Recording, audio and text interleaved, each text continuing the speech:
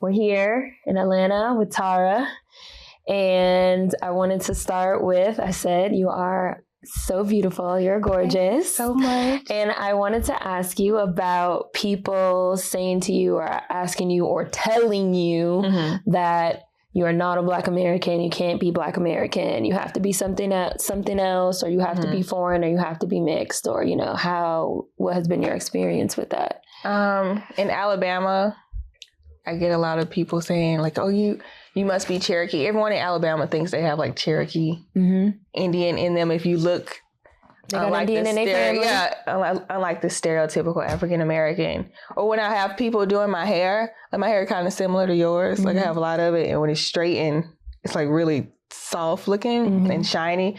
And I had a hairstylist tell me, yeah, like you mixed with something. I'm like, no, not that I know of. Like everyone's Black on both sides. Like, nah, your hair is too rich. You got something else in you. And I'm like, okay, man. Isn't that so weird? Like, because I've had people do that with me also. I've had people like insist that either I'm mixed, that I'm biracial, or that I had somebody like really insist that I was like Trinidadian. I don't know why, like Trinidadian specifically, but they were just like, oh, you have to be West Indian, you have to be from the Caribbean, like you look Trini, you have to be Trinidadian. And I was just like, no, like I'm a Black American, like I'm just a descendant of slavery, of American chattel slavery. And like you said, like Black on both sides as far back, you know, as I know. That I know, yeah. I'm sure there's like a plantation owner back there somewhere as well. Definitely. And it's sort of like a weird thing to have people tell you and insist, like really insist, like they refuse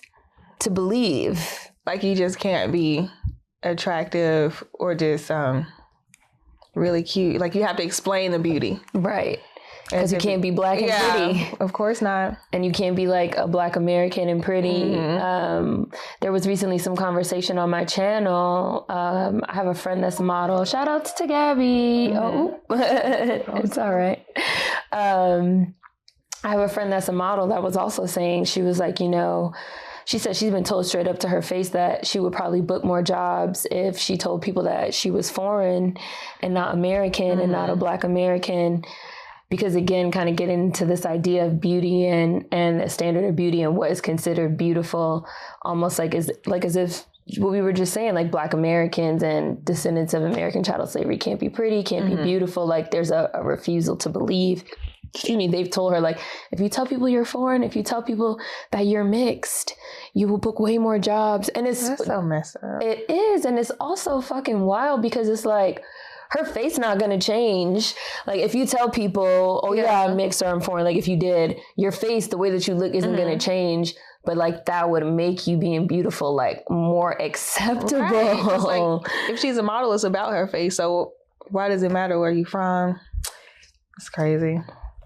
It's very weird. It's very weird. Where I'm from too in DC, there's a lot of East Africans also. There's a lot of Ethiopians. There's a lot of Eritreans and a lot of Somalians. And I've also had people refuse to believe that I'm not Habesha. Like, yeah, that happens when I go. I love Ethiopian food, so I go in there a lot. Especially when I moved to Dallas, and I would go in there and like it was like the Ethiopian Independence Day or something. And they came in and like start talking to me in the language, and I'm like, I don't know. I've had people do that. I'm sorry, I'm just here for the food and the injera. So they often say that to me, like, "Oh, you look like you could be Ethiopian." I'm like, I'm not. I'm just American. Just American. And it's weird, and I kind of feel like even having to have that conversation and having to have it repeatedly, even sort of reinforces the idea, especially when you're younger, that. Like, is there something wrong with being a Black American? Is there something like, I don't know. It's like, is there something taboo about it? Is there something like why do I have to continuously have this conversation of like, no, like I'm American or like, you know, the whole, like, where are you from? I'm from DC. Like, no, where are you really from? Especially when you go out the country. Yeah. I went to London a lot, and everyone there, like all the Black people there are like either from like an African country or they're from somewhere in the Caribbean. And so it's like, even if I would tell them I'm American, they were like, so where are you really from? I'm like, I'm American. Like, no, where are your parents from? And I'm like, Alabama. So they just assume, or they just couldn't grasp the fact that I had to break down, like, I'm American. American. Like, I've been there since, my folks have been there since slavery. Mm-hmm. So you get that, like, where are you really from? Yeah, American Black. And then sometimes I've gotten, I don't know about you, but I've gotten this response of like, just regular Black then. Oh, you're just like regular Black, regular American. Like, again, like sort of this disappointment, like it's a letdown or something, which again is just like more of this like reinforcing of this sort of like weird hierarchy, this like cultural norm of that if you are like just regular Black, just American Black, like, you ain't shit, like, do you throw think you it's away. just from us or from other people? Because I feel like we also, not me necessarily, but like, because we're here, so it's like, oh, you're one of us, just regular Black. Mm-hmm. I think we do it amongst ourselves too, for sure. Mm-hmm. I think it's sort of like a different version of Larry Bird syndrome. I say this a lot. Honestly, I don't know if I read this somewhere, if I made it up. I really don't know. But because Larry Bird was like the white basketball player and everybody was like, Larry Bird, like he's so amazing. But it's like, if you look at Larry Bird's like stats and stuff, like he's, not to say he was a bad player because like he got to the NBA, but and like he was no Michael Jordan or anything like that, but since he was a white player that was, dominating, that was sort of unusual. And like he was just so exceptional because he was white. Exactly. And it's sort of like, like niggers play basketball and they could dance, they could jump and, they be making up them dances and this and that, those stereotypes. And so it's like when you are, we kind of reinforce it amongst ourselves too, that when you're different, I guess, but you're able to do those type of things, we too make it like as if you're fucking exceptional and you gotta be put up on this pedestal. And meanwhile, we are just regular, like, we just regular DACS. Like, all DACS can rap and, all these things. It's like it's so impressive when someone else does it for some reason. Yeah. And I think that also ties into our lack of self-esteem and feeling like we need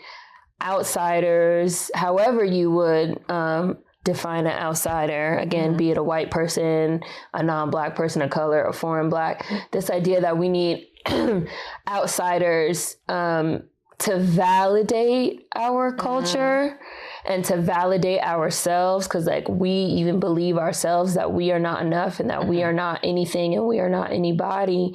So we need some outsiders to come in and validate it. Like the amount of times I've seen people say like, well, you should be happy that XYZ cultural appropriation happened because it's a compliment. It means they like you. It means they want to be like you. It's like, but why should I be complimented that a white person wants to be like me? Like, isn't there like an inherent idea that like the white person is up here and I'm down here? So they say it's good enough. Okay, now it's good. Got it. Cool. Yeah.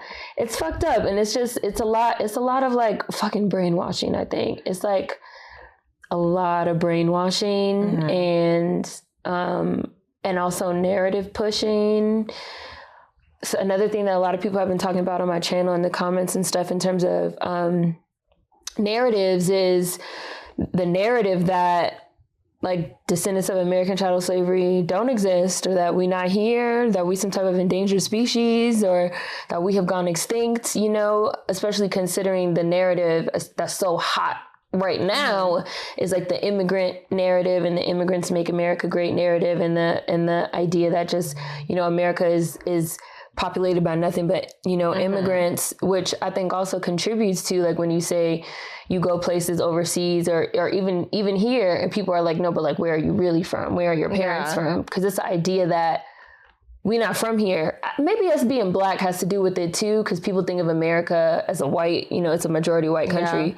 So it's like, we can't really be from here. But we are. And I feel like I see us everywhere. Maybe because I'm in the South. So it's like, do you think region has something to do with it? Yeah, because when I was based in New York, just working at LaGuardia, like, being like in crash pads throughout the city, like I feel like it was rare to see like an American Black person that was, everyone I saw was either like Hispanic, like Latinx, or they were Caribbean or African, if they looked some kind of Black. So it's like you would think they were American Black until you start talking to them and that Caribbean accent came out. So it was like It's not like that down south. Right. Like, there's a lot of Africans here in Atlanta and in Dallas, but it's just as many African Americans. But up north in New York, it was completely different. I know out in LA, I heard it's like a lot of foreign people there too. Yeah, in LA, there's a lot. But in LA, there's not a ton of foreign Blacks in LA. There's a lot of Southeast Asians, like Filipinos. Okay. There's a lot of East Asians, like Japanese. There's a lot of Chinese. There's a lot of Koreans. Well, there's a lot of like Asians, period, because a lot of the tech stuff is out in California, and the Asians, which also includes like India and like Indians and stuff like that. The Asians like dominate the tech fields. Yeah. So you have a lot of Asians that come here and they move out to California and they go to Silicon Valley, and because they're working in tech and they're really dominating the tech fields. And you also have a sort of a historic precedent for the Chinese and also the Chinese Americans, because you had a lot of Chinese that came here to work on the Intercontinental Railroad, which is basically the railroad that like led out west.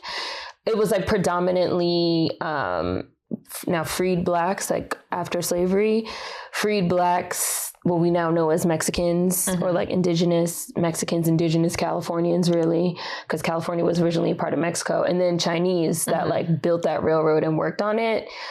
So that's also sort of how you end up with a lot of Chinese, Mexicans, and Blacks in California, the history behind that. And then it's sort of like once you already have a grouping in a certain place, when other people start to immigrate, it's like, oh, I've heard there's a lot of Asians in California, so the Asians are going to go, right, they're going to go there. Or like I've heard. They have a community. Right, they already have a community there. But I have not met a ton of foreign Blacks in LA. Definitely not comparable to, say, New York. Not at all. So I definitely do think there's a regional aspect to it, which honestly, I never really thought about until recently.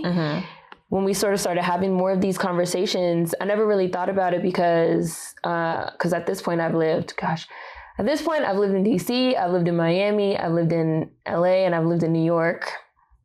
And for like substantial amount of time, like years. And it's like when you go to different regions, you do see like different types of people and different types of Black people. I think maybe the first time that I really noticed it was when I was living in Miami, which was after I was living in New York. So when I was living in New York, it's true though, like I was in a friend group with like, it was 6 of us, 6 girls all together. And we were all Black, but in that particular friend group, I was the only Black American Black. It was 3 Dominican girls and 2 Haitian girls and me. And I kind of feel like that's probably like an idea of like some of the makeup in New York. It's like 1 out of 6, might be an American Black. But I still wasn't really thinking too much about it. And I know like there's a lot of Jamaicans. I have a lot of like Jamaican friends that live in New York. There's a lot of continental Africans. There's a lot of Nigerians. There's a lot of Senegalese. There's a lot of Ghanaians, especially once you start getting up into like Upper Manhattan and Harlem. I lived in Harlem and I lived in Washington Heights, which is like where all the Dominicans live. Which is funny because there's a reputation and a history of American Blacks in Harlem. But Harlem, in reality, in real life, I don't know, like where they went. The gentrification pushed out so many American Blacks and brought in so many white people. And then you also have the concept of like Spanish Harlem now, where like so many Latinx people moved in. And then you also did have a lot of Senegalese. There's a Senegalese market in Harlem. So you had a lot of Senegalese and a lot of Ghanaians that also moved into Harlem. And also once they opened the Senegalese market, which has been there for a long time, it's like they don't associate with American Blacks. They won't hire American Blacks. It's sort of like if you go there, they might follow you around the store, same as a white person or same as and it's funny too, because a lot of foreign Blacks will also say that they could tell the difference between American Blacks and foreign Blacks in terms of like the phenotype by looking at us. I can too, most of the time. Yeah, so they feel like they know when another Senegalese person or another foreign Black comes in versus when one of us comes in. And so we might not even feel welcome. And so it's just been sort of like this concentrated effort from all sides of just like this attacking really of American Blacks and pushing us out, even out of neighborhoods that have historically been our own neighborhoods. And I really didn't even notice. I wasn't paying attention for a long time. I mean, this was like years ago, way before I was even on YouTube or anything, until I moved to Miami. And there's like a lot of American Blacks in Miami as well, which you would never know from the way that there's a lot of people in Miami that are from Alabama or that were born and raised in Miami. But you would never know from the sort of depiction of Miami as this like, it's like the cultural melting pot and the Cubans and the Haitians. There's a lot of Central Americans there. There's a lot of Panamanians and Belizeans. And when I was in Miami was when I just really started to get a sense of like, okay, what's going on here? Because I might meet somebody that is Black and I say, oh, you're Black. And they say, I'm Belizean, I'm Panamanian, I'm not American, I'm not a Black American, don't call me a Black American, don't do that or whatever. And then you also have the Cubans in Miami that pretty much run shit. They run everything. And they don't like Black people, like especially the white Cubans, like they don't like Black people, like they don't like Black people at all. It's also very hard to get a job in Miami if you're not bilingual, if you're not a Spanish speaker. Like pretty much all the jobs require you to be a Spanish speaker. Just like it's like bar none. It's like practically a requirement at this point. But you have Black people that, let's say like a Black Panamanian or Belizean or somebody from Central America, that they can speak Spanish. And so that in a way, in a sense is that they're able to piggyback, leapfrog over you in terms of the infrastructure. Because if it's a government job, for example, that requires you to take phone calls. Yeah.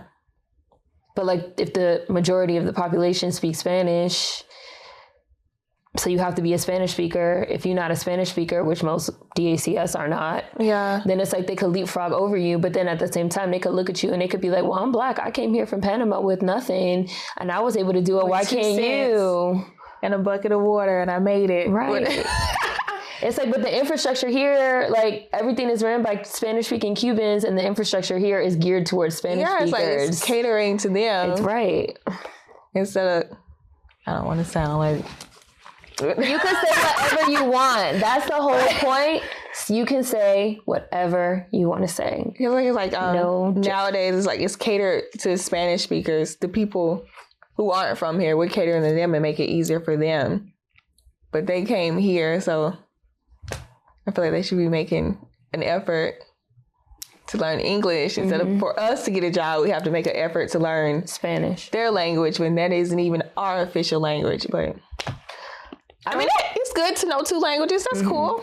I want to learn how to speak Spanish just cause, but it shouldn't have to be a requirement to get a job in the United States where the official language is English. Like, I don't think that's unfair to say. People are going to say it is. Yeah. I don't think it's unfair to say. I feel like that's what it is. That should be, I mean, unless they are going to make Spanish the official language. Okay, like I know in Canada, it's like a dual lingual thing. It's like English and French, which means that like in school, though, you learn English and you also, learn French.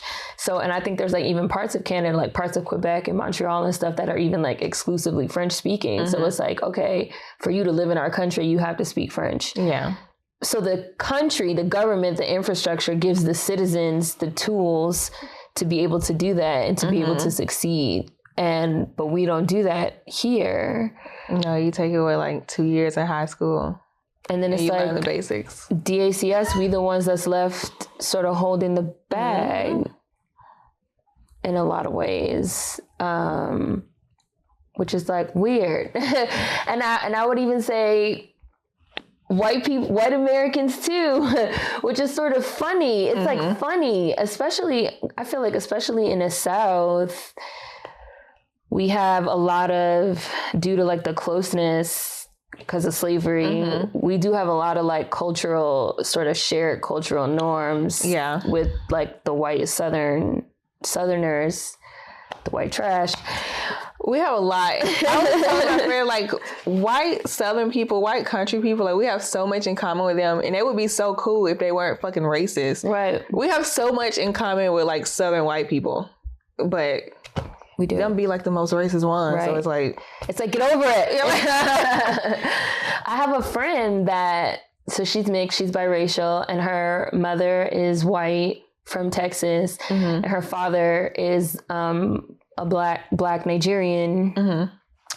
And she's told me, she was like, my Nigerian family that's black is like less, and this like blew my mind to hear. She was like, my Nigerian family that's black is like has like way less in common with like the Black Americans, like the descendants of American chattel slavery. She was like, they have like very little understanding of like the cultural norms, and they have like all these ideas, and they go off like all these stereotypes. She was like, but like my white Texas family eats the same foods and like has a lot of the same type of cultural norms, and like she was like, and it's a mind fuck. And I was like listening to her like, it is a mind fuck. Like, you just really blew my fucking mind. And she even said, she was like, and if it came down to it in a lot of ways, probably she was like, the Nigerians or, you know, the foreign blacks, she was like, they probably wouldn't even have your back because they just don't understand you. She was like, and it's wild to say, like, but that's just from her. She was like, from my experience of my own family members. I feel like they really don't understand us, especially with a lot that's been coming out lately. Like, they really... They don't know us. Like, they have this idea of us because they're around us, living in this country, and like they see us on TV because we're so hyper visible. But they don't really know us like that. They don't know the inner workings and the like intricacies. Did I say that right? Yeah. Intricacies. Yeah. They just don't know it, and it's just so obvious now. It's like they're black, but we're not the same kind of black. We're not the same. We're different. It's becoming so evident. Yeah. What makes you say that it's becoming so evident? Or everything that's been coming out. And also, what do you think their idea of us is? I feel like they have the idea of us, like the bad stereotypical idea that white people have, like we're criminals, we're lazy, we have a lot of kids early, we don't get married, we don't go to school, just all the negative stereotypes. But they do have the positive ones that they attribute to us, like, oh, y'all can dance though. Oh yeah. Like I said, we can rap, we can dance, we can play basketball. Y'all good at sport. But they good at like all the other stuff. But they're good at like the sciences. They're good at the stuff that matters. Yeah, the stuff that matters. We're not doing stuff too, but yeah. Let them tell it we're only good at sports and music. And dancing. Yeah, and rapping. And we selling drugs. And we're all on welfare. And we're Section 8. The amount of times that I have literally seen, that's why I call it like, oh, there they go. They like talking out of their white people handbook. Because the amount of times that I've seen like the exact same, like Section 8, welfare, crack baby. Those be like, that's like the big three. Like Section 8, welfare, crack baby, like... Ghetto, don't go to school is like a big one. But like even like if we just looked at like that, like the don't go to school type thing, it's like, well, it's a reason. Like the school systems in the United States are the way that they are for a reason. There's basically still to this day segregation in the school systems with like black schools and white schools. And again, when you start talking about the school to prison pipeline, which is a real thing, like the funneling of American blacks into the prisons and the underfunding of schools and the closing down of schools, period, the lack of schools, the lack of black teachers, the lack of black American teachers, all these things that can, if you want to talk about us not going to school, all these things that can contribute to us not going to school, us not wanting to go to school, us not even having the ability to go to school. Like a few years ago, they closed like 20 schools in Detroit. It was only like a handful of schools that were even open when like school time came. So it was just not even enough schools really for all the kids, like the classes were way overcrowded, like 40 kids in one class because it's just not enough.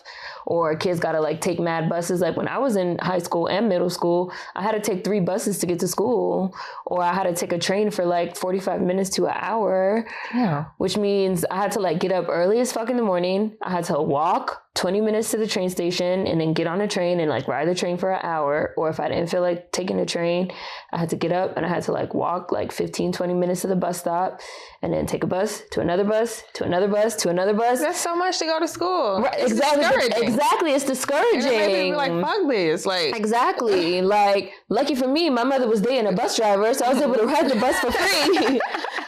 So I didn't have to pay to ride the bus, like pay for the tokens. But it's like, even like, then you even have to like factor that in. It's people that they cannot afford to take 3 buses to school. They cannot afford $100 a month for a Metro card to get to school, or even like the reduced rate for students is even still, it's like $50 or something. Like, it's all these factors, like the time, the effort, the money that factor into people even being able to go to school. So it's like, it can become discouraging. So if we're going to talk about like DACS not going to school, like let's even talk about the whole picture, but people don't want to talk about that part. And a lot of them don't know that because they're not us. They don't know the infrastructure and how it's been set up because they haven't been here oppressed for generations. They just come over here and it's like, oh, y'all ain't doing enough. Like, you ain't even been here. You don't know what's going on. Shut up. Like I keep saying this. You ain't with us shooting in the gym. You haven't been with us shooting in the gym. I hate Drake, but that was one relevant line. Like, bitch, you haven't been with us shooting in the gym, but you have all these fucking opinions. Like, and then they don't want to talk about the fact that you also have foreign blacks, again, especially from certain places in Africa and also Europe, that y'all have access to infrastructure in Europe where, you know, you can go to a really good boarding school. You know, your parents might send you to school in Europe, in Britain, in London, in the UK. We talked about this a little bit in terms of like the whole acting debate. Who's like the better trained, classically trained actor? You know, you can go to a school in Europe that's seen as like a top tier school, and then you could come here and it's easier for you. It's easier for you to come here and succeed and get ahead because you have that background or you have that training, or people could look on your resume and they could see, you know, what, oh, fucking Camden Yards. I think that might be in Boston, but whatever. You know, geography is not the strong suit of Americans. Like, oh, you know, you went to school in Camden and this and that. And then they look at us and they're like, ooh, DCPS? DC public schools? I don't know about that. It's just, it's a stigma. Again, getting back to the stigma of just being American. Yeah. There's a stigma, and it's like, nobody wants to talk about it. And then when you even say something, there's this idea of like, well, America is so great and so wonderful. America is the land of milk and honey. Anybody can come here and get ahead. If you're not getting ahead, that's your fault. Yeah. Which is not fair. It's not fair. And it's just, it's a land of milk and honey. I mean, you can be Black American and make it with a lot of effort and like favor and help. But I feel like it's a land of milk and honey for everyone else but us. Everyone else has, people, they work hard. No one's saying other people don't work hard, but it's just so many obstacles against us that people don't want to acknowledge or act like it's not there, which is really offensive to me when people act like we're just really not trying, because we've been through so much. Like, no one else in this country, and I'm like, no, I'm gonna use it. I don't care, but I don't want to bring up slavery. We're going. Like, you want to take a shot or something? I would like to, but because they always some alcohol. They always like to say, you know, like to play the slavery card, but it's like, it's really valid. Like, no one else has been enslaved for like 400 plus years. Like, and how long have we actually been, free? 150 years, roughly. Versus like 400 years of enslavement. Like, it's a lot of undoing to do. Like, they haven't really took all the proper steps to rectify it and put us on a level playing field. So, like, people don't understand, or they're just choosing not to understand, which is offensive. I think choosing not to understand is more accurate. And I also feel like, even getting into like the idea of like education and curriculum and stuff, the way that it's taught is so minimized. It's like you spend all this time on like Europe and like European history, and then it's like, you know, and then it's like not the Revolutionary War, it's the Mayflower and coming over here and liberty and da da da da da, and then the Boston Tea Party and the Revolutionary War. You spend all this time on like Europe, European history, how that formed, you know, the New World, America, Pilgrims. Oh, look. Thank you. What time is it? 10 a.m. It's whatever time it needs to be for you to take this shot. I'm probably not gonna take it straight to the head, but whatever time you need it to be, it's your day off, and you ain't got shit to do. Craig, it tastes like honey. What is this? It is. It's Jack Daniel's honey. I've never had this. Never had it. But I never had it. You know, I'm a stereotypical nigga. I drink Hennessy. Oh no, I ain't too a stereotypical nigga that drinks Hennessy. But I was just about to say, niggas love Jack Daniel's honey, especially Black American women. What? Stereotypical. We love it. We love the Jack Daniel's honey and the Moscato, you know? Yeah, you put me on something new. This is sweet. I love sweet shit. Yeah, I drink Hennessy too, though. Don't get it twisted. I prefer dark liquor, so... But yeah, I think it's also a lot of the way that the curriculum is taught. What happened to us is so minimized. And then you also have just like the straight up fucking propaganda. Like it is Thanksgiving week as of, you know, even right now, which that's like a white colonizer. So like it's a celebration of like white colonization and like a literal genocide. Yeah. We have this like made up story about like, you know, and everyone came here and it was so nice and wonderful. And we sat at a big table. And right, exactly. And then, you know, and that's like propaganda. And you see it on the news and you see it, and then you go to school, and as young as, you know, preschool, elementary school, they got you put your hand on the paper and you trace out the turkey and then you cut it out, and you know they tell you the fucking Native Americans and the Pilgrims held hands and fucking sang songs. How to like make corn, maize. Yeah, and that's like straight up, that's like propaganda for real, like fucking lies. And then you get older and you sort of learn, you know, the truth, but you've kind of already been indoctrinated and programmed. And I feel like it's even the same in terms of like slavery. You know, you because people don't want to deal with slavery. They don't want to reckon it and reconcile it. I didn't do that. Right. I wasn't alive. So we learn it for like a week, if even that. It's like a couple pages in the book. It was like all this controversy, like what was that last year, a couple years ago, because in some school books out in Texas, they had put like migrant workers instead of slaves. Like, what the fuck? Like you really just... Migrant workers, they might like, oh yeah, we migrated here for a better life. But that's, like I said, like the immigrant narrative, that's like the narrative right now. And so you even have people that come here and they believe it. And so they don't understand. And they have this idea in their minds of, y'all just don't work hard. Like, I don't understand why you can't. And then you be like, slavery? Slavery. That was so long ago. Yeah. It was 500 years ago. That's like the go-to. It was 100 years ago or it was 500 years. Oh, it was 500 years ago. I'd be like, were you a slave? No. You weren't even enslaved. You're like, okay. You'd be like, yeah, we still fucking slaves now. Like we're not still feeling the effects of it, but they don't want to talk about that. I think that's part of it too. People don't understand, you know that saying that they say like, the past or like the history isn't past. It's not even past. It's the present. Because we're like still dealing with the ramifications of slavery. We're still dealing with the ramifications of Jim Crow. We're still dealing with the ramifications of just legalized, institutionalized racism. And racism may not be technically legal anymore, but it's like still going on now. And like you said, there was never a reconciling. There was never really a dealing with it. We never received reparations. But the whole backbone of this country and the economy of this country was built on American chattel slavery. We were a slave haven in Memphis, and we took the tour. They have a tour. And one of the things that they said on the tour was that you have modern day insurance companies today, like Aetna. Have you heard of Aetna? Yeah, I used to have Aetna. I was like, I would never have Aetna after I learned it. They said you have modern day insurance companies like Aetna, for example, that were founded as insurance companies to insure slave ships. So to ensure that if the ship sunk or that if like all the slaves like died, because they had like a 20 to 30% mortality rate because of the conditions, that if the slaves died, if they revolted, if they had to be killed, again, if the ships sunk or got lost, ran into bad weather, that the owners would still, you know, receive money. It was insurance. They were insured.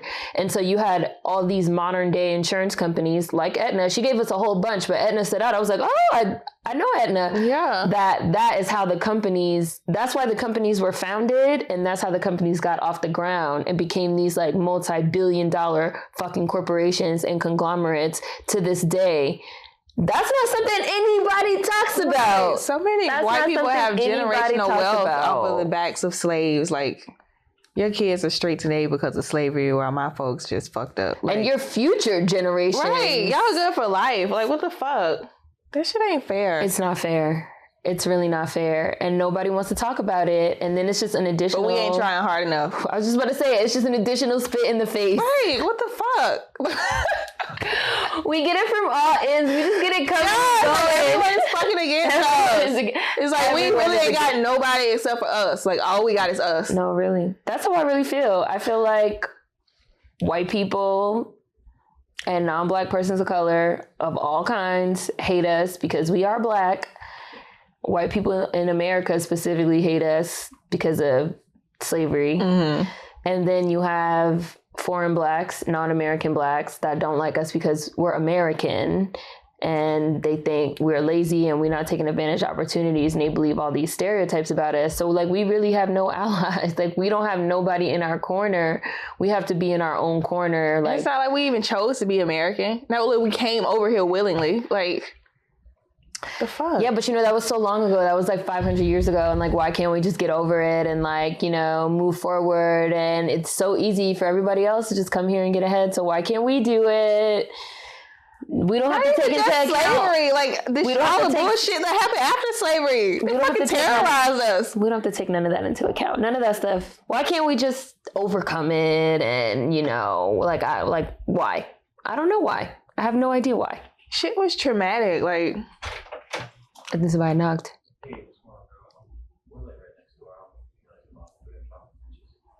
I'm cursing too loud. I don't give a fuck about them people. Oh, God. Yes, we do. Feel free to call 911 on us. We'll record it. Oh, Lord, here to throw in a white comment. I don't care about them people. What are they going to do? We pay for our room just like everybody else. And you got a point. You're right about that. Checkout's not for 2 hours. So we got put in this room that had this door right here. And I didn't ask for that. So I really don't care. If they want to come in, they could feel free to come in. They want to come in and state their case. They could feel free to come in and state their case. But no, again, people thinking they have a right. Mm-hmm. You don't have a right to tell us. I have a right to think whatever I want. Mm-hmm. You don't have a right to tell me what to think. You don't have a right to tell me what to say. I don't care. Somebody was in there fucking coughing up a lung this morning and last night and listening to music and watching TV all loud. Mm-hmm. They didn't have no fucking, what's the word? Respect for us or consideration of us, what we was doing. So I don't care. Unless they want to call the police, which I wish they would, so we could record it. That's what they like to do. I wish they would. Lawsuit. It's not going to be the Marriott. It's going to be the Seren Hotel. Lord. After that. But no, it's just like, people don't understand. They don't understand nothing about us. And not only do they not understand anything about us, they don't want to understand anything about us. They don't have no empathy towards us. They don't have no sympathy towards us. That was an exact fucking example right there. Mm-hmm. That man don't know us. He don't know what we in here doing. He don't know what we in here talking about. But he still felt not only the need to come and knock on the door and tell us his opinion, but he also felt the entitlement. Like as if he's entitled to come tell us that we supposed to fucking care. I hope you don't think I'll wipe. Like, shut the fuck up. We don't care. We do not care. Nobody can make us care. Mm-hmm. Nobody can make us change our minds. Nobody can tell us what to say. Nobody can tell us what to think. And I think it's also been a lot of time of Black Americans specifically just sort of going with the flow and not speaking up and not saying anything and mm-hmm. turning the other cheek and all this other stuff there. And that now we starting, I think there's like a lot of like, maybe like a paradigm shift or something like that sort of happening to the point where we basically are waking up in a lot of ways and realizing that we don't have any allies, realizing that people are not on our side. And people like these other Black people like hate us. Yeah. For like no reason, or, you know, someone called them African booty scratcher when they were 9, but other than that, like, what have like Black people, American Black people done to other Black people? We ain't in no position to be oppressing nobody else. We don't have no economic power. So, I mean, I think you brought up the hypervisibility earlier. I'm sorry, can I also time out real quick and also say that I just checked the time. You've been here 56 minutes. Out of that 56 minutes, how much of this conversation has even been about white people? 5 minutes? Right. For the bulk of this conversation, we've been talking about foreign Blacks and talking about ourselves. They can't take it. I can hear their TV. I can hear their TV right now. Like, come on. We just started talking about slavery. We literally just started talking about it. And like they love to say he wasn't even alive, so why you care? The last 45 minutes, he was probably listening to us talk about other Black people. Like, yeah, they right. As soon as it switched, he was like, "Oh, I feel attacked. Well, you've gone too far. You've gone too far. Attacked. I'm triggered. Let me go knock on their door and tell them to pipe it down. Okay, settle down. Right. Don't talk about me. Do. Like, I never go knock on anybody's door for anything. I'm always in hotels, and people are always loud. I'm chill. Like, as long as I'm in my room, and ain't nobody busting down my door, like kicking in my door or anything like that. As long as the ceiling ain't leaking, or it's not water coming through, or it's not smoke, or coming. I really don't care. I really don't give a fuck. Like, y'all can talk about whatever you want. I do not care. You in your space, I'm in my space. But again, that's that entitlement, whatever. But getting back to what you were saying about foreign Blacks, like hating us, like really hating us, something that you also mentioned earlier that we had talked about previously was like the hypervisibility. And I also think that a lot of people in general, but like especially, I guess, foreign Blacks, because they're Black, like how we are Black, just in terms of like skin color. I think they envy us our hypervisibility, and it's almost like there's a sense Did we choose that though? Did we choose it? We can't help. We're in like the country where the most hypervisible white people in the world are. Like, I mean, that's why we're hypervisible, because we're in America. Like, we didn't ask to be hypervisible. It's lit, but I mean, it's cool. But we didn't. I mean, and we didn't consciously step on your backs or your necks, like, to gain it. Yeah, it's not our fault. No, it's not. I would even say that the hypervisibility of America even becoming a superpower was also because of American chattel slavery. So you also can't tell me that we didn't work. I mean, we worked hard. We worked for it. We received it. We worked for it. And even still, what has that hypervisibility? We got it by default. We worked hard for it and didn't even like. What has it even done for us as a collective? But make us a bigger target. Right. Like, as a collective, what has it even done for us? It has not done really anything. It hasn't really helped our community. It has not helped our community. Y'all see us, but we still like here. None of that hypervisibility. As an underclass. Right. We're still here as an underclass. None of that hypervisibility has translated into equality, has translated into type of economic, compensation or economic monetary power. It hasn't translated into any type of political power. It has not translated really into anything. And I even think of it a lot of the times as a hypervisible invisibility, because even though we are hypervisible, like you just said, people still don't even know us. They still don't even know us or know who we are. They have an idea of us. They have an idea of us. So we are still maybe even more rendered even more invisible in real life because of our hypervisibility. So it's like a catch-22 in a lot of ways. And then they hate us. Hostage by our image. Yeah. And then they hate us because of it. Like, something we have no control over. Can't help we're talented and we're lit, and everyone eats that up. Like, all over the globe, and people like that. Like, I mean, I think that's the envious part of it, maybe, because I've also seen a lot of like talk about how like, well, we're not even, we're mutts. We're slaves. Now this I would say is probably more for continental Africans, and less in the Caribbean and the West Indies, because they're also descendants of Caribbean chattel slavery, more so with the continental Africans and the Black Brits, because even though a lot of Black Brits come from the Windrush generation, they still consider themselves like European now at this point. But there's a lot of like, well, we were never slaves. We were never enslaved. We are like the true Black people, and we should be the ones that have the hypervisibility, and we should be the ones that have this. We should be the ones that have that. Why do those fucking, I think of it almost as like a sense of like, it's the inmates running the prison.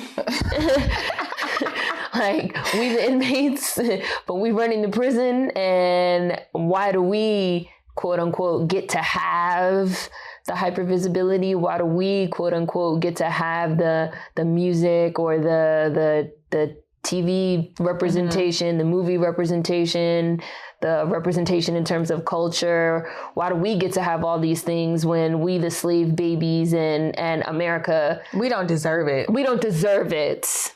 We don't deserve it. We don't deserve it. Those fucking slaves. We don't deserve it. And it was supposed to be nothing. And I even feel like that's echoed in the language of, you guys don't work hard, you're ungrateful, you don't want to work, you don't want to go to school, you don't want to take advantage of opportunities. Again, this idea of like, oh, we have all this stuff. Where all this stuff is, I don't know. But this idea that we have all this stuff that we do not deserve, which are just ideas. They're just ideas. They're ideas that people have. They're not backed up by anything. They're not backed up by anything real. We have electricity and we don't deserve it. Right. Or even that. It's a lot of that too. Like, well, in a third world country, in Africa, or even, like I said, and that part is like not even limited just to like foreign Blacks, because like other immigrants, especially like non-Black persons of color, but even like the poor whites from Bosnia and shit, they do it too. They'd be like, well, in other places in third world countries, they don't even have electricity. They don't even have running water. They don't even have this. They don't even have that. Y'all have it, and like, you don't want to take advantage of it. And it's just like, America sucks. Now, we are Black Americans. I am proud to be a Black American. I do think definitely there's two Americas. There's white America and there's Black America. Definitely. And I think people have this idea of white America in their mind as the dominant idea, where everybody just like has everything and has access to all these resources. And even that is still idealized, because you have like a ton of poverty in the Midwest and in fucking, rural Appalachia, where they're like killing themselves, shooting up, all that type of stuff. But there's this idea of, well, here in America, we just have everything. Again, that land of milk and honey narrative, the propaganda, come here, come to America. You can make it here. You can make it anywhere. We have everything, money, resources, da, da, da. And then it's like this comparison of like, well, in my third world country, you had to walk 15 miles to school uphill in the snow, barefoot and this and that. You guys have so many opportunities here. It's like, yeah, but here, I have to pay $100 a month for a Metro card and take 3 buses, and it would take me 2 hours to get to school. So I think there also needs to maybe be more conversation about, is life for a lot of people, and especially Black Americans, descendants of American chattel slavery, who are also still so gripped by poverty, who's to say that our lives here are not comparable? Like, there's parts of Washington, D.C., because like the AIDS epidemic in D.C. is out of control, and it's been out of control like for years. Yes. I never even heard about that. And people don't even talk, right? And people in Atlanta too, and people don't really talk about it. And it's just like, there's parts of Washington, D.C. where the AIDS rate, because people always talk about like AIDS in Africa, for example. There's parts of Washington, D.C. where the AIDS rate is higher than some of like the third world countries in Africa. There's like places in the United States, especially again in the Midwest, throughout the Deep South, where the poverty is comparable to a third world country, where people actually don't have electricity. They don't have running water. They don't have access to go to school. They don't have access to any of these things, but nobody talks about it. And then when you try to talk about it, people say, well, you're just lazy. You ungrateful. You don't even deserve what you have. Why is it that I can come here and get ahead, but you can't? It's just like all this like confusion and ignorance and not wanting to address the issues and just not wanting to talk. And when we do try to talk, we get shut down. And we have even conditioned ourselves at this point to shut ourselves down. Like how you wanted to say something earlier and then you were like, no, I shouldn't say that. Or like, I can't say that. Like we are conditioned. We can't even say what we think, what our experience has been. And it's so unfair. It's like really fucked up. It's just, it's not fair. It's not fair. We don't even get to express ourselves and express our trauma. No. But because it's offensive to other people. Why? I don't know. But why is what we've been through offensive to other people? Because they'll have to like take accountability. I think that's why. Because then they have to take accountability, and nobody wants to take accountability for anything. And we serve, and I would say us in particular, but also Native Americans, but it's like so few of them. We serve as a visual reminder, like a walking, living, breathing sort of reminder, representation of American chattel slavery, of Jim Crow, of inequality, of racism, and also of the fact that other people have been able to benefit and get ahead off of our struggle. I think that makes people feel guilty. I think it makes them feel bad. They don't want to be accountable. Nobody likes talking about privilege. Nobody likes admitting that they have privilege. Nobody, I don't care like what type of person it is, nobody likes talking about it or admitting it. Everybody wants to feel, especially here in America, we love a motherfucking rags to riches, I worked hard story. Everybody likes to come up. Everybody loves to come up. So everybody wants to be, you know, that person that had to come up, you know, pull themselves up by their bootstraps rhetoric. You know, I did everything myself. I never had a handout. I didn't have to step on anybody's back to get to where I am. All that. And Black Americans, you know, DACS sort of serve as this representation that's some motherfucking bullshit. Yeah. And I think people don't like it. I think it makes them feel guilty. And they don't want to be held accountable. So that's why we're not allowed to talk about our oppression. We're not allowed to talk about our trauma. We're not allowed to talk about the ways that other people are able to benefit off of our oppression and our trauma, because then that makes them xenophobic. Because you know that's xenophobic. That's xenophobic. You can't point out anything wrong. Can't say anything about immigrants. You can't say anything. Just be quiet and shut your mouth. Yes. Okay. You cannot say anything about immigrants. Xenophobic. Or else that's their word. That is their word. Like, which is funny because like the definition of xenophobia is like a dislike of people specifically from a certain country, you know, or based off nationality or ethnicity. But it's perfectly fine for people to say they don't like Black Americans. It's perfectly fine for people to say that we're all lazy. It's perfectly fine for people to say that we're all on drugs, that we're all on Section 8, that we're all on welfare, that we're all crack babies, that we don't want to work. It's a joke. People post them joke memes all day on the foreign Black Instagram pages and the West Indian. Oh, you know better than to bring a Black American home. You know your mother would say this and that. Or, you know, Black Americans, they don't know how to cook this and that. Or the oxtails or the this or the that. That's perfectly fine. None of that is considered xenophobic. None of that is considered a problem. Even though technically, wouldn't that also be xenophobia? Because they don't like us because we're American. But it's fine. It's point out some privilege that you have. You're xenophobic. It's an issue. But you can talk about how I don't know how to cook oxtails and I'm stupid and I'm a crack baby. But which is really offensive. But if I say, hey, you have privilege because you have a foreign name and you're not from here and people value you because you're not from here, but that's xenophobic. Like, that isn't even really an offensive thing to say. Like, hey, you have privilege. But me calling me an Akata crack baby, that's not xenophobic. No. And they will bend over backwards with the mental gymnastics. Like, well, no, it's not offensive because this reason, that reason, this reason, that reason. It means, oh, Akata just means a stray cat with no home. That's not an gaslighting. It's not an insult. It is 100% gaslighting. But then when you say, I don't eat plantains because to me they taste like dirt bananas. They're overly starchy. They taste like dirt. I don't eat them. Oh, that's xenophobic. There's a lot of like gaslighting. There's a lot of twisting of words and ideas. There's a lot of squashing of narratives. There's a lot of the pushback when Black Americans talk is very swift, is very immediate. And when I talk about the white people handbook, I really mean it's a lot of maybe behaviors that have become acceptable because that's the way white people treat us. There's a book that's called Working Towards Whiteness that is specifically about the ways that other racial and ethnic groups sort of adopt the behaviors of the dominant, sort of white American mainstream group towards Black Americans specifically as a way to get ahead. And it's real, and it's like immediate. It's like anytime you talk, anytime you open your mouth, you get this like, nope, shut up, stop talking, I don't want to hear, I don't care. Like, I used to have this friend that was like a foreign Black, and this was like, what year is it? 10 years, let's say 10 years ago that we had this conversation. So like way before I was even like having these type of conversations, and this just stuck with me. I have a friend that was a foreign Black that his family came over here, immigrated over here like in the 80s.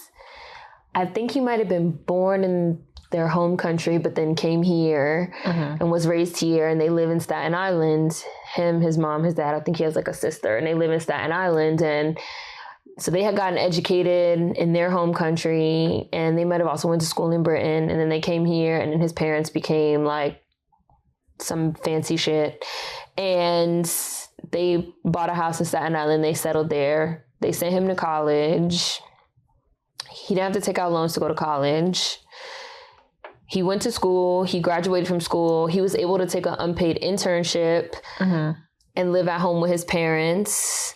And he worked the unpaid internship for like 2 years. And then at the end of the internship, he was offered a job at the place. He started working at the place. And then he ended up just like working his way up. And now he like has this like really good job at the place, whatever. Boom. We got into this conversation on Twitter. So I know this had to be like at least like 10 years ago, like when I had Twitter, like the first time before I had my second account that got permanently banned. Thanks, Bruno Mars. Anyways. So he was talking about working hard. That was like, he was talking one day on Twitter about like working hard. And I was like, but you have to understand that you didn't just solely work hard. You also benefited from privilege. And he was like, what do you mean I benefited from privilege? Like, I'm Black, and like, I'm a Black man, like I'm oppressed. I was like, whoa, how do we, no one said you weren't oppressed, which even when you say those same things to white people, there's a lot of like, I worked hard, I didn't have a silver spoon in my mouth. It's like, but you can still benefit from certain types of privilege. It's just this knee-jerk reaction. I was like, I'm not saying you weren't oppressed. I'm not saying you never experienced racism. I'm not saying you don't understand racism or understand oppression. I was like, but what I did say was that let's not go with this narrative of like, you just strictly work hard, pull yourself up by your bootstraps, rags to riches story. I was like, your parents had to take out loans. Right. You didn't have to take out loans. Your parents had an education. Your parents had good jobs. That's privilege. Your parents were able to educate you. They were able to pay your way through college. That's privilege. You got to work an unpaid You were able to work 2 years. You were able to work an unpaid internship for 2 years. You didn't have to worry about money because you were living at home with your parents. You was a grown ass man. Your mom was still washing your drawers. That's privilege. I can't not work for 2 months. Right. Like, it's some people that have to work. I was like, and especially Black Americans, descendants of American chattel slavery, because we don't have shit. Like, it's some people that have to work. It's some people that can't go to school. Like, I even talk all the time about how I'm really opposed to the way that we talk about higher education and the collegiate system and stuff like that, because it requires so much money. And the idea of like, that's the only way to get a job and get ahead is unfair, because it already requires you to have money from jump, or it requires you to take out exorbitant amounts of student loans. And there's still not even a guarantee of a job at the end. No. Especially if you want to work in a creative field. There's an expectation that you have to do these unpaid internships. You have to work for free. You have to do all this stuff. Work for free. Right. So it's just like, you might have privilege in all these various different ways. And I also said, you being a foreign Black, you have a foreign Black name, which also probably could help you get your foot in the door, because your name is written out on the college application. Your name is written out on the job application. People see your name. Like, oh, he's not one of those niggas. Right. They don't see Tawana Johnson. Right. They see Chike Okafor. Right. They see Remy Olayeminibibe, whatever. That makes a difference. Let me not laugh at xenophobic. All those things, we gone now. We didn't start drinking. We gone. We gone. We done had a white person already knock on the door. We out here. That means we're on the right track. White people knocking on the door. As we sit in Atlanta, which at one point was like a majority black state, like we could even we could get into the gentrification of Atlanta. We could get into all type of things like, and white people be bold. Like we're in Atlanta, home of Morehouse and Spelman, like home of Morehouse College where Martin Luther King Jr. went. Like, and you got the nerve, you got the audacity, like, sir, I could read you your rights. I might knock on his door and read him his rights after we finish filming. Depending on how I'm feeling. I mean, you have the right to. He knocked on yours. Right. Like we all paid to be here, sir. I paid my good Negro coins just like you paid your white monies. We all here. But it's just like people don't want to recognize that they have privilege. And again, it's because they don't want to be accountable. They don't want to, they feel guilty. They don't want to. And I also think it's because, the saying like ignorance is bliss. So as long as you're sort of ignorant of what's going on and ignorant of the systems that are at play, you can't feel bad. You can't feel bad. Guilty. You can't feel guilty. It's like, well, shit. I didn't even know. I didn't know.